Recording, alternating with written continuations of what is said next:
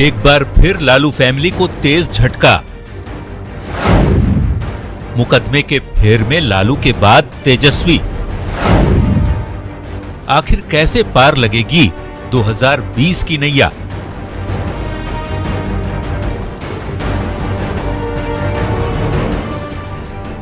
RJD नेता और लालू के बेटे तेजस्वी यादव को एक बार फिर बड़ा झटका लगा है। आईआरसीटीसी घोटाले में दिल्ली की राउज एवेन्यू कोर्ट ने तेजस्वी की उस याचिका को खारिज कर दिया जिसमें तेजस्वी ने अदालत से दरख्वास्त की थी कि सीबीआई का ट्रायल चलने पर ईडी का ट्रायल रोक दिया जाए, लेकिन कोर्ट ने साफ निर्देश दिया है कि सीबीआई और ईडी का ट्रायल साथ साथ चलेगा। मामले की अगली सुनवाई 31 जुलाई को होगी। कोर्ट ने ये कहा है कि जो आर्गूमेंट चार्ज चल रहा है ईडी के मामले में वो कंटिन्यू रहेगा और 31 जुलाई के लिए दोबारा डेट लगा दी। बट हमारा जो कंटेंशन था उसको कोर्ट ने एक्सेप्ट किया है और उसके लिए आगे चार्ज पे आर्गूमेंट के लिए लगा दिया है। बता दें कि आईआरसीटीसी घोटाले में तत्कालीन रेल मंत्री लालू प्रसाद, उनकी पत्नी राबड़ी देवी, छोटे बेटे तेजस्वी यादव, पूर्व केंद्रीय मंत्री प्रेमचंद गुप्ता, प्रेमचंद की पत्नी सरला गुप्ता और आईआरसीटीसी के तत्कालीन एमडी बीके अग्रवाल को आरोपी बनाया गया है। आईआरसीटीसी घोटाले में अब तक क्या हुआ ये भी आपको बताते हैं। रेल मंत्रालय ने नवंबर 2006 में 4 टेंडर मंगाए थे। सभी टेंडर होटलों के रीडेवलपमेंट और रखरखाव से जुड़े थे। 1 दिसंबर 2006 तक टेंडर की आखिरी बोली मंगाई जानी थी। पहला टेंडर रांची के होटल से जुड़ा था। रांची का ठेका सुजाता होटल्स प्राइवेट लिमिटेड को मिला, जबकि दूसरा ठेका भी सुजाता होटल्स को ही मिला। आरोप है कि शर्तों को बदलकर सुजाता होटल्स प्राइवेट लिमिटेड को टेंडर दे दिया गया और टेंडर के बदले जमीन के तौर पर मोटी घूस ली गई। सुशील मोदी ने घोटाले का पर्दाफाश किया था। आरोपों के खुलासे के बाद पटना के सगुना मोड़ रोड पर लालू फैमिली के बन रहे सबसे बड़े मॉल के निर्माण कार्य को रोक दिया गया, क्योंकि जिस जमीन पर मॉल बन रहा था वो डिलाइट कंपनी के नाम पर था, जिसे बाद में लारा कंपनी को ट्रांसफर कर दिया गया और जिसका मालिकाना हक तेजस्वी और राबड़ी के पास है। आईआरसीटीसी घोटाले का असर ये हुआ कि बिहार में महागठबंधन की सरकार टूट गई। जेडीयू ने बीजेपी के साथ सरकार का गठन कर लिया। चूंकि तेजस्वी पर भ्रष्टाचार का पहला आरोप लगा था, लिहाजा तेजस्वी के लिए सियासी संकट भी पैदा हो गया और आरजेडी के भविष्य पर सवाल भी खड़े हो गए। न्यूज 18 के लिए दिल्ली से सुशील पांडे और अमितेश के साथ ब्यूरो रिपोर्ट। कहते हैं समय बलवान होता है। अगर आपका समय अच्छा हो तो यही समय आपको फर्श से अर्श तक पहुंचा देता है और अगर बुरा हुआ तो न जाने कहां से कहां। तेजस्वी के मामले पर समय की यही चोट देखिए। गुहार मामले को साथ साथ चलाने की थी उनकी, लेकिन इसे नामंजूर कर दिया गया। दिल्ली के पटियाला हाउस की राउज एवेन्यू कोर्ट ने जैसे ही फैसला सुनाया, तेजस्वी की उम्मीदें धराशायी हो गईं। झटके पर झटका। लोकसभा चुनाव में मिली हार से तेजस्वी अभी उभर भी नहीं पाए कि आईआरसीटीसी मामले में कोर्ट की चोट ने पूरे लालू परिवार को परेशान कर दिया। पहले पिता और अब पुत्र पर कोर्ट का यह फैसला न सिर्फ लालू परिवार के लिए बल्कि महागठबंधन के भविष्य पर सवालिया निशान लगा गया। 19 की हार की हताशा के बाद सवाल ये कि कैसे होगी 2020 की नैया पार। नमस्कार, मैं आपके साथ वैभव उपाध्याय और आप देख रहे हैं प्राइम डिबेट। प्राइम डिबेट की शुरुआत करें उससे पहले हम तारुफ आपको कराते चलें अपने तमाम मेहमानों का, गेस्ट का, और उसके बाद वो रिएक्शंस भी जो दिन भर आज इस फैसले के साथ सामने आई। हमारे साथ जुड़ चुके हैं बीजेपी एमएलए संजीव चौरसिया जी, आपका बहुत बहुत स्वागत है। साथ ही हम प्रवक्ता विजय यादव जी, आपका भी बहुत स्वागत। हमारे साथ वाईवी गिरी सीनियर एडवोकेट हैं, जो पटना हाईकोर्ट के एडवोकेट हैं सीनियर, आपका भी बहुत बहुत स्वागत। और जेडीयू नेता एसएस अहमद साहब, आपका भी बहुत स्वागत। चर्चा की शुरुआत करेंगे और जानेंगे कि इस फैसले के बाद क्या कुछ प्रभाव जो है वो आरजेडी पर पड़ेगा और महागठबंधन के भविष्य को लेकर जो सवालिया निशान खड़े हुए हैं उसका क्या होगा। लेकिन दिन भर फैसले के बाद किस तरह की प्रतिक्रियाएं सामने आई, किसने इसे किस रूप में देखा, जरा वो भी सुनिए। तो क्या मांग रहे हैं? उनके मांगने से सब कुछ मिलेगा नहीं, और जो पाप किया है इस धरती पर चुकाना तो पड़ेगा ही। तो जांच होने दीजिए, न्यायालय का काम न्यायालय को करने दीजिए, जो जांच एजेंसियां हैं उनको उनका काम करने दीजिए। मोदी जी के राज में किसी को छूट नहीं और किसी पर किसी प्रकार का कोई दबाव नहीं। देखिए, ये भ्रष्टाचार का गंभीर मामला है और कहीं ना कहीं तेजस्वी यादव के लिए ये एक बड़ा झटका हमें मानते हैं। ऑनरेबल कोर्ट का जो नज़रिया है वो बिल्कुल साफ करता है कि इस मामले में सख्ती के साथ इन्फोर्समेंट एजेंसीज की कार्रवाई अलग अलग जारी रहे। न्यायालय के फैसले पर कोई टीका टिप्पणी नहीं। न्यायालय का फैसला सर आंखों पर। न्यायालय का जो भी फैसला होगा उसका कानूनी तौर पर जवाब दिया जाएगा। तो जो भी फैसला आया है उसका सम्मान करते हैं और सम्मान करने के साथ साथ कानूनी तौर पर जो कुछ किया जा सकता है वो किया जाएगा, ये कह रहे हैं आरजेडी प्रवक्ता। ऐसे में हमारे साथ विजय यादव साहब जुड़ चुके हैं, हम प्रवक्ता हैं। विजय यादव जी, मेरा पहला सवाल आपसे ही, चूंकि आप विपक्ष का प्रतिनिधित्व कर रहे हैं, सबसे पहले तो ये बताइए कि इस फैसले से महागठबंधन पर कोई असर पड़ेगा या नहीं पड़ेगा, आपको क्या लगता है? देखिए, सबसे पहले मैं न्यायपालिका को सम्मान करता हूं और सम्मान करते हुए कहना चाहूंगा कि गठबंधन पर इस पर बहुत कोई असर पड़ने वाला नहीं है। देखिए, दो तीन चीजें बहुत स्पष्ट है कि भारतीय दंड संहिता में किसी एक मामले में ट्रायल एक ही कोर्ट में चलेगा। ये देश का इतिहास है, लेकिन ये कहां का इतिहास है कि एक ही मामला एक ही नेचर का केस हो और अलग अलग चले।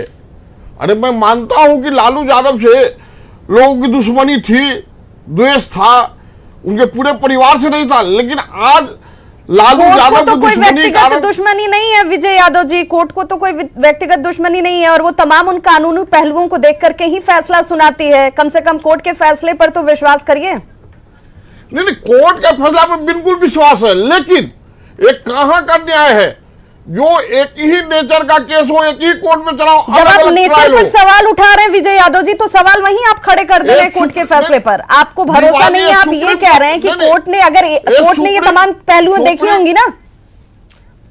ये सुप्रीम कोर्ट का रूलिंग भी है कि एक ही केस में, एक ही कोर्ट में, एक ही जगह ट्रायल चले, समझे। लेकिन यहां तो आप कहीं किसी कोर्ट का उदाहरण बतलाएं। चलिए, वाईवी गिरी साहब से ही पूछ लेते हैं, चूंकि वो पटना हाईकोर्ट के सीनियर एडवोकेट हैं। वाईवी गिरी साहब, विजय यादव जी ये कह रहे हैं कि देखिए इसमें कई लूपहोल्स हैं जिसको लेकर के मन में संशय उठता है और इसलिए बार बार सवाल भी उठाते हैं। आपको लगता है कि ऐसा कुछ, ऐसी कोई गुंजाइश है जिसकी ओर इशारा विजय यादव जी कर रहे हैं? ये बिल्कुल साजिश की तरह लालू यादव, श्रीमती राबड़ी देवी, तेजस्वी जी को फंसाया जा रहा है। विजय यादव जी सुन लीजिए, वाईवी गिरी साहब हमारे साथ जुड़े हुए हैं, सीनियर एडवोकेट हैं, वो उन कानूनी पहलुओं को हमसे और आपसे ज्यादा बेहतर समझते हैं। मैं इसके कोई राजनीतिक पहलू पर बात नहीं करूंगा, लेकिन जो कानूनी इसका पहलू है उसको पर आपको विस्तार से बता देता हूं। ये एक प्रोविजन है prevention of money laundering act 2002। ये मनी लॉन्ड्रिंग एक्ट का ऑफेंस वहां होता है जहां किसी अपराध से अर्जित पैसे को छुपाने का, उसको उजला करने का या उसका ऑफिशियल इनकम दिखाने का कार्य हो, वहां से मनी लॉन्ड्रिंग एक्ट का प्रोविजन चलता है। दोनों अलग अलग व्यवस्था है, दोनों अलग अलग ऑफेंस है। एक ऑफेंस आपराधिक कृत से पैसा कमाना एक अलग है जिसका सीबीआई इंक्वायरी कर रहा है, लेकिन जो प्रोसीड्स ऑफ क्राइम जिसको कहते हैं, अपराध से अर्जित पैसे को छिपाना, उसको उजला करना, उसको ऑफिशियल दिखाना, उसको ऐसा शो करना कि ये वैध रूप से अर्जित किया गया है, इसकी व्यवस्था, उसका पनिशमेंट और उसका adjudication prevention of money laundering act में है, जिसमें वो प्रॉपर्टी को सीज किया जा सकता है, जिसको प्रॉपर्टी को अटैच किया जा सकता है और शोकॉज वगैरह सब प्रक्रिया प्रणाली होने के बाद फाइनल जजमेंट देके उसको वो क्राइम, प्रोसीड्स ऑफ क्राइम को कॉन्फिस्केट किया जा सकता है। कॉन्फिस्केशन का मतलब होता है कि वो प्रॉपर्टी सरकार में वेस्ट कर जाएगी, वो प्रॉपर्टी सरकार की हो जाएगी, तो वेस्ट कर जाएगी। और चूंकि आपने मनी लॉन्ड्रिंग में इन्वॉल्व हैं, उसके लिए आपकी सजा होगी section 4 of the money laundering act के लिए, section 3 of the money laundering act के लिए। लेकिन ये सब अभी बहुत आगे की बात है। लेकिन ये तो तय है ना गिरी साहब, ये तो तय है ना कि ये दो मामले हैं जहां पर सीबीआई और ईडी ये दोनों अपने अपने तरीके से इनको देखेंगी, और ये जो सवाल उठाया जा रहा है विजय यादव जी की तरफ से कि ये दो मामले नहीं है, इनको कम से कम कानूनी पहलू को समझ लेना चाहिए। प्रोसीडिंग है, दोनों पैरेलल और इंडिपेंडेंट प्रोसीडिंग है, दे कैन गो टुगेदर। बिल्कुल। तो विजय यादव साहब, शायद आपको जो संशय था, जो क्वेश्चन मार्क आपके जहन में था, शायद वो दूर हो गया होगा वाईवी गिरी साहब के इस जवाब से, या अभी कुछ और संशय बाकी है? नहीं, गिरी साहब ये नहीं कह रहे हैं कि अलग अलग की बात नहीं कर रहे हैं, ये लॉ की बात कर रहे हैं। तो लॉफुली ही तो आप जाइएगा ना यादव साहब, आप कोर्ट में जाकर क्या किस ग्राउंड पर बात कीजिएगा? नहीं, इसके खिलाफ हम लोग हाई कोर्ट जाएंगे, वहां का उच्च न्यायालय में जाएंगे। ये आपके पास विकल्प है, ये आपके पास विकल्प है विजय यादव साहब, ये आपके पास विकल्प है, उच्च न्यायालय तक जाने का आपके पास विकल्प है। लेकिन कम से कम जिन सामने पहलुओं को रख करके कोर्ट ने इस फैसले को सुनाया है उसका भी सम्मान कीजिए। हमारे साथ जुड़ चुके हैं मिथिलेश तिवारी, उपाध्यक्ष बीजेपी। आपका बहुत बहुत स्वागत है मिथिलेश तिवारी जी। अलग अलग ये सुप्रीम कोर्ट का रूल है। बिल्कुल। विजय यादव जी, आपसे सहमत हूँ।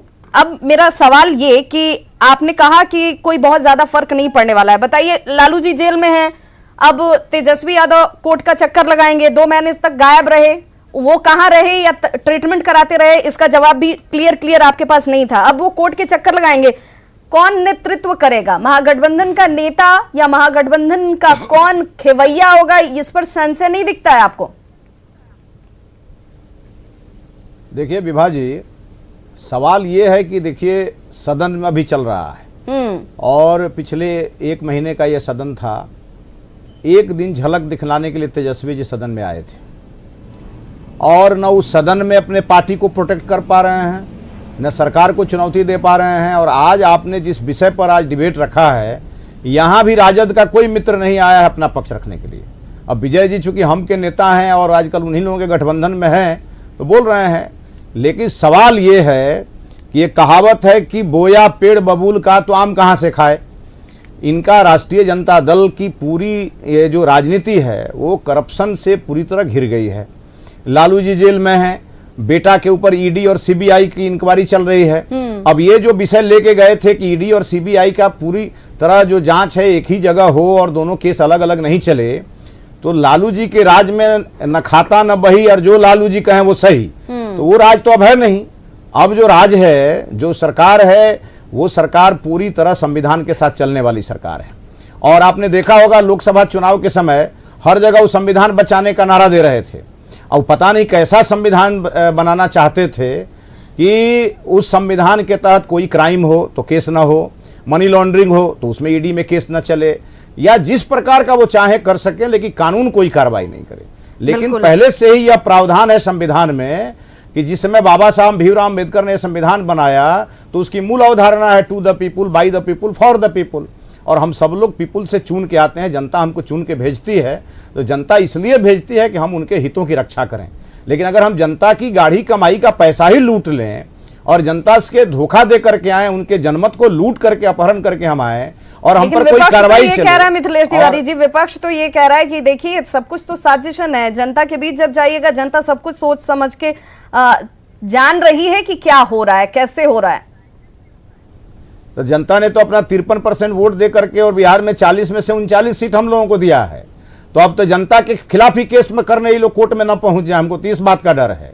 लेकिन आज जब एक अदालत ने यह फैसला दिया है तो उसका सम्मान करना चाहिए और आपके लिए ऑप्शन खुला है, आप हाई कोर्ट जाएं, सुप्रीम कोर्ट जाएं, न्यायालय के माध्यम से, और न्यायालय का जो भी निर्णय आए उसका सबको सम्मान करना चाहिए। बिल्कुल। ऐसे मुझे जो लगता है, देखिए मुझे जो लगता है कि तेजस्वी यादव कोई बिजनेसमैन नहीं थे, कोई नौकरी नहीं करते थे, कोई उनके पास कोई उद्योग नहीं था, तो आखिर इतने पैसे कहां से आए? अगर इसी बात की जांच हो रही है तो जांच होने दें और ईडी जांच करेगा, सब कुछ साफ हो जाएगा और तब तक तो यकीन करना चाहिए, तब तक तो यकीन करना चाहिए। एसएस अहमद साहब हमारे साथ जुड़े हुए हैं, जेटीयू नेता। एसएस अहमद साहब, यही वो मामला था जिसको आधार बनाकर आपने महागठबंधन का साथ छोड़ा था, क्योंकि नीतीश कुमार की पॉलिसी रही है जीरो टॉलरेंस की भ्रष्टाचार पर, करप्शन पर जीरो टॉलरेंस। और ऐसे में अब इस फैसले को कैसे आप देख रहे हैं, क्योंकि आरोप तो आप पर भी कि भाई सब कुछ साजिशन है, सब कुछ जानबूझकर है। देखिए विभा जी, पहली बात तो कि हमारे नेता ना किसी को फंसाते हैं ना किसी को बचाते हैं। ये बड़ा clear stand Janata Dal United का हमेशा हर डिबेट में हम बोलते आए हैं और यही सही है। दूसरा, जीरो टॉलरेंस तो है, और आपने देखा होगा कभी भी कोई भी हमारी पार्टी में बड़ा से बड़ा भी आदमी क्यों ना हो, कोई रसूखदार आदमी हो, अगर कोई अपराध में फंसता है तो उस पर हमारी पार्टी कार्रवाई करती है। आपने देखा होगा कभी कोई आदमी कुछ पैसा लेते हुए अगर टीवी पर दिखाई दे गए, नेता ने कहा कि भाई आप छोड़ दीजिए, उन्होंने रिजाइन कर दिया, क्योंकि हमारी party is a party with a difference है। हम लोग कभी भी, नेता हमारे जीरो टॉलरेंस रखते हैं ट्रिपल सी पर, माने क्राइम, करप्शन और कम्युनलिज्म, इन तीनों पर कभी भी कोई भी मुद्दा आता है तो नेता का एकदम क्लियर स्टैंड है कि इस पर हम किसी भी प्रकार का कोई टॉलरेशन नहीं रखेंगे। अब अभी जो मुद्दा है तेजस्वी जी का, तब ये न्यायालय के अधीन है, और न्यायालय के जो अधीन है तो जो न्यायालय का फैसला होगा उसको सबको सम्मान करना चाहिए। न्यायालय के जब के अंदर में जब ये मैटर है तो हाँ, उनके पास भी ऑप्शन है कि वो आगे के न्यायालयों में जाएं, अपनी बात को रखें। लेकिन ये बात भी सही है कि आखिर जब उनके पास कोई ऐसा, लालू जी जब रेल मंत्री थे और सुजाता होटल्स प्राइवेट लिमिटेड को इतना बड़ा ठेका दिया गया, और उसके बाद डेलाइट कंपनी को वो बड़ी ज़मीन मिली, और डेलाइट कंपनी के बाद उसको लारा कंपनी को जो मिल गई, जिसके कि मालिक तेजस्वी जी हैं और राबड़ी जी थी, तो ये सब कैसे हुआ, ये सब जनता के सामने, यही सब चीजें तो बाद उस बिल्कुल जांच में यही सारी चीजें तो निकलकर सामने आने वाली है। विजय यादव साहब, थोड़ा धीरज रख लीजिए, दूध का दूध पानी का पानी हो जाएगा। अगर कोर्ट में तमाम चीजें हैं तो कानूनी पहलुओं के तहत उनको देखा भी जा रहा है, और आपके पास तो विकल्प खुले हुए हैं, लेकिन आपने तो खुद ही तेजस्वी के नेतृत्व पर सवाल खड़े किए हैं। मांझी जी का स्टेटमेंट जरा याद कीजिएगा, जब उन्होंने कहा था कि अनुभव नहीं थी इसीलिए शायद ये स्थिति हो गई लोकसभा में। उन्होंने 35 से 40 सीटों की डिमांड कर दी थी, वो भी आपको याद होगा। फिर नहीं लग रहा है कि इस फैसले के बाद तो और भी घमासान मच जाएगा? देखिए विभा जी, जो आप कह रही कि मांझी जी ने ऐसे कहा था, मांझी जी ये नहीं कहा था। हमारे मांझी जी ने कहे थे कि हम लोग एमपी का चुनाव तेजस्वी यादव के नेतृत्व में चुनाव लड़ा है, ये हार सिर्फ तेजस्वी यादव का नहीं पूरे महागठबंधन का है। उन्होंने ये भी कहा था, अरे आप परिपक्व शब्द का इस्तेमाल किया था विजय यादव जी, जरा याद कीजिए, हमें तो अच्छे से याद है। आप गौर कीजिए, पहले मेरे बात को सुन लीजिए पहले। विभा जी, ये भी उन्होंने कहा था कि आने वाला विधानसभा चुनाव में हम लोग नेता का चुनाव करेंगे, कि अगला जो हमारे नेता होगा तेजस्वी यादव होंगे कि जीतनराम मांझी होंगे कि उपेंद्र कुशवाहा होंगे, किनके नेतृत्व में लड़ा जाएगा, हम लोग जितने लाइव पार्टी है बैठकर इस पर तय करेंगे। उन्होंने ये नहीं कहा था कि इनके नेतृत्व में नहीं लड़ेंगे। तेजस्वी जी की तो व्यस्तता कोर्ट के चक्कर लगाने में रहेगी, तो उनकी जगह कौन? हाँ, वो समय आने दीजिए। अभी कितना और वक्त बाकी है विजय यादव जी? याद कीजिए जरा ये भी स्टेटमेंट कि मांझी जी ने कहा कि कोऑर्डिनेशन कमेटी बना ली जाए। यही कोऑर्डिनेशन कमेटी लोकसभा में नहीं बन पाई थी, विधानसभा से 6 महीने पहले जब चुनाव से पहले बन जाए, सीटों की स्थिति साफ हो जाए, ताकि जो अपनी कमियां थी वो दूर हो जाएं। वो कमी तो एक बार फिर से दोहरा रहे हैं आप। नहीं, हमारे राष्ट्रीय अध्यक्ष ने कहा है कि कोऑर्डिनेशन कमेटी हम लोग बनाने जा रहे हैं। कोऑर्डिनेशन कमेटी बनाकर हम लोग कितने सीट पर कहां से लड़ेंगे, हम लोग चुनाव के 6 महीना पहले अपने उम्मीदवार को उतारेंगे। उन्होंने ठीक ही कहा है। और देखिए, हमारे बड़े भाई ने कहा करप्शन की बात कहते हैं, तो चलनी दूसरन बढ़ने के कि तुम में 76 को छेद है। पहले अपने घर को ये लोग झांक कर देखे, जितने सारे इनका योजना है उसमें यदि जांच करवा दिया जाएगा तो ये लोग सब फंस जाएंगे। ये लोग भ्रष्टाचार, इन्हीं के नेता लोग कहते हैं कि इस बात से आप संतुष्ट हैं विजय यादव जी? सिर्फ आप इस बात से संतुष्ट हैं कि देखिए हमारी चलनी में छेद है तो है, दूसरे में भी कई छेद हैं, इसलिए हम निश्चिंत हैं? नहीं, देखिए, इससे बहुत बड़ा सृजन घोटाला हुआ था, उसमें भी ये लोग फंसे हुए हैं, लेकिन उसको लोग ढांप के रखे हुए हैं। लालू यादव के आज परिवार से लोगों को भय है, इसलिए लोग को दबा के ऐसे सहमत साहब, ये आरोप तो सीधे आपके ऊपर हैं। देख, एक कोई आरोप है ही नहीं। और आरोप जब इनकी जब होती ना है तो जनता जवाब देती है। 40 में से 40 सीट हमको मिला है, ये जनता ने आरोप दे दिया इनको, जवाब दे दिया इनको। 2020 के चुनाव में 2020 का चुनाव भी होगा, उसमें भी आप देखिएगा, आपका पहले भी आप विधानसभा पहले भी लड़ चुके हैं और कितनी सीटें आई थी आपको पता है? आपको जनता जवाब देती है। फंसने वाला से भी लूट रहा है। अरे बाढ़ में छपने रोग पर भी लोग लूटते हैं। जनता सब देख रही है ना विजय यादव साहब, जनता तो सब देख रही है। चुनाव लोकसभा के भी गए और विधानसभा के भी जाएंगे। बैठ के कि यहाँ पर विजय यादव जी इतने अच्छे नेता है और बिहार के बाढ़ पर, बिहार के चमकी पर राजनीति कर रहे हैं। बताइए इतनी बड़ी आज बिहार में बाढ़ की स्थिति बनी है, उस पर ये राजनीति कर रहे हैं, ये क्या शोभा रहता है इनको? बताइए आप अपने लूप होल्स को दूर कर लेंगे क्या? पैसा खाते हैं। हम वाईवी गिरी साहब के पास जाएंगे, वाईवी गिरी साहब के पास जाएंगे। विशेष विषयांतर हो रहे हैं, हम कहाँ चर्चा को ले जाना चाह रहे थे? हम ये जानना चाह रहे थे कि जिस तरह का जो फैसला और जो कोर्ट का आदेश है, उस आदेश के बाद किस तरह के इम्पैक्ट जो है वो तेजस्वी यादव के ऊपर पड़ सकते हैं। तेजस्वी यादव के साथ साथ उनके पास क्या क्या ऑप्शंस, क्या क्या विकल्प बचे हैं? वाईवी गिरी साहब, चूंकि लॉफुली आपकी जानकारी हम सबसे कहीं ज्यादा है, वाईवी गिरी साहब, ऐसे में मैं जानना चाहूंगी कि देखिए ये जो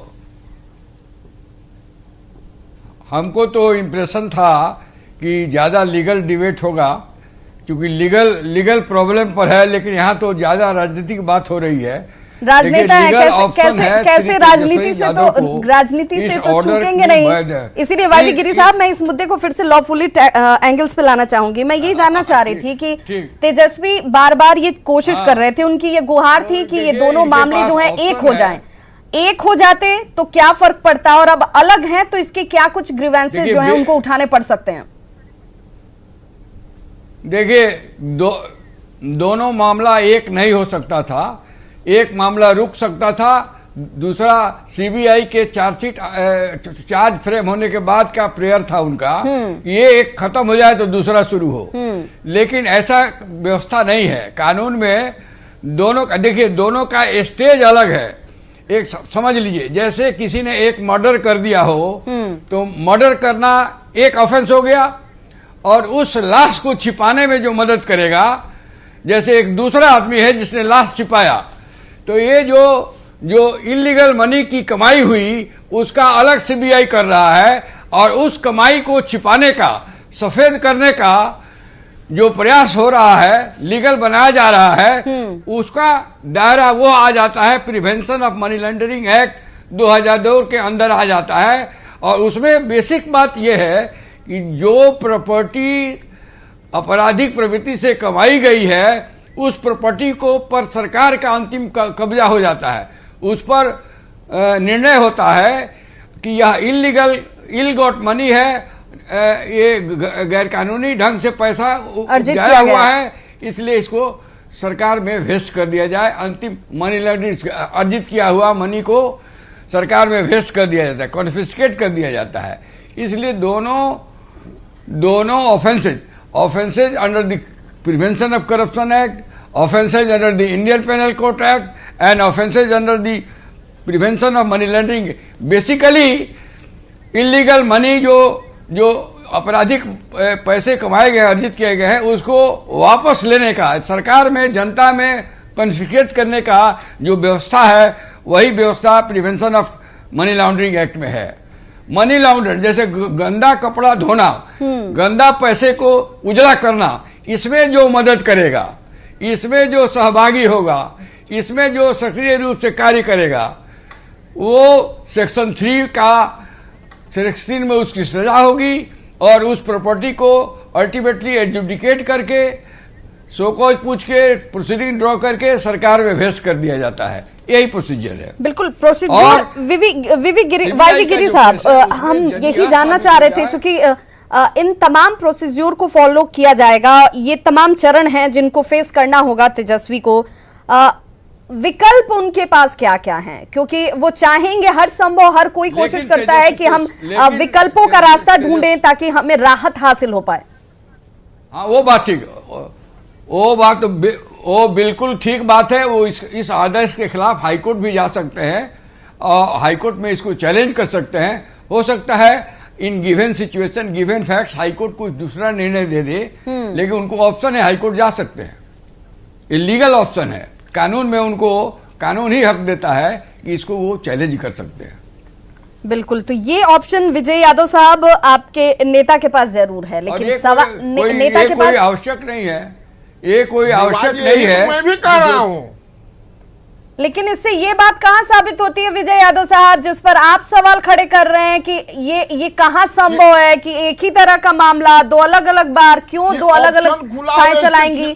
खिलाफ हम लोग हाई कोर्ट जाएंगे, सुप्रीम कोर्ट तक ले जा सकते हैं, लेकिन सुप्रीम कोर्ट का रूलिंग है, रूलिंग के अनुसार मुझे लगता है कि हाई कोर्ट जाएंगे तो मुझे बहुत राहत मिलेगा। दोनों केस का एक ही बार सुनवाई होने की बात होगी। विजय जी को कुछ पता होता नहीं रहता, साहब गलत नहीं कर रहे हैं, वो ठीक कर रहे हैं कि हाई कोर्ट जाने पर हमारे नेता को राहत मिल जाएगा, खुला है घर। विजय यादव साहब, विजय यादव नहीं जवाब समझे, से तो ऐसा लगता है कि चिट भी मेरी पट भी मेरी, दोनों तरफ चीजों पर सहमति जाहिर कर रहे हैं। एक तरफ वो ये कह रहे हैं कि देखिए जो हो रहा है ये लीगल प्रोसेस के अंदर नहीं आता है, इसके लिए हमारे पास विकल्प है कि जिस वक्त मनी लॉन्ड्रिंग का केस है उस वक्त तेजस्वी का उम्र को देखा जाए, उस वक्त और नाबालिग है, सवाल तो यही तो केस चलना ही नहीं चाहिए। तमाम चीजें, ये अकूत संपत्ति आई कहां से? अकूत संपत्ति जो भी आई तो ठीक है, लेकिन तेजस्वी तो उस वक्त नाबालिग थे, तो जांच हो जाने दीजिए, नहीं था, जांच हो जाने दीजिए, चाहे वो लोअर कोर्ट से हो, हाई कोर्ट से हो, जांच के लिए पीछे जांच के बाद कोर्ट का जो आदेश होगा वो तो दूध का दूध और पानी का पानी करेगा। जांच के लिए हम लोग तैयार हैं, कोर्ट का आदेश का भी हम लोग तैयार हैं, न्यायपालिका को हम लोग सम्मान करते हैं और सम्मान करते रहेंगे। मिथिलेश तिवारी जी, आखिर में क्या जिस तरीके से यादव जी कह रहे हैं कि कोई फर्क नहीं पड़ता है, हम तो तब भी साथ साथ थे, अब भी साथ साथ हैं, हालांकि हम कितना बचा, कुशवाहा जी की आरएलएसपी का क्या है स्थिति, और ये तमाम चीजें मिलकर अब लालू प्रसाद जेल में और अब तेजस्वी यादव कोर्ट के चक्कर लगाएंगे। महागठबंधन का भविष्य तो अधर में नजर आ रहा है। देखिए विभा जी, एक तो आपने आदरणीय वाईवी गिरी जी को इस पैनल में जोड़ करके इस मामले को गंभीर बना दिया, क्योंकि वो कानून के बहुत बड़े जानकार वकील हैं, पूरा बिहार और पूरा देश उनका सम्मान करता है। उन्होंने जो बात आज कही है उससे तो सबका माइंड क्लियर हो जाना चाहिए। और विजय जी कह रहे हैं कि ये जो अकूत धन आया तेजस्वी यादव के पास, तो वो उस समय नाबालिग थे। हम लोग भी तो यही कह रहे हैं कि तेजस्वी यादव के पास कोई न व्यवसाय था, न कोई रोजगार था, और पैसा आया, 5,000 पैसा कहां से आया, कैसे? इसी बात की तो जांच